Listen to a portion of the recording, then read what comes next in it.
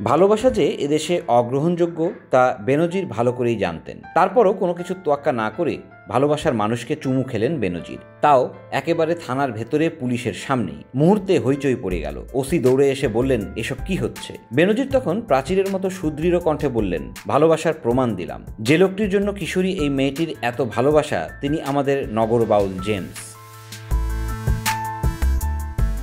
James হাজতের দেয়ালে ঠেস দিয়ে বসে আছেন। গরাদের শিকের ওপারের দেয়ালে তার ঝাঁকড়া চুলের আলোক ছটা। থানার বাইরে তখন চলছে গুরু গুরু ধ্বনিতে তুমুল চিৎকার। জনতা তাদের গুরু ফারুক মাহফুজ আনাম জেমসকে ছাড়িয়ে নিতে এসেছে। জেমস তখন হার্ট থ্রব রকস্টার।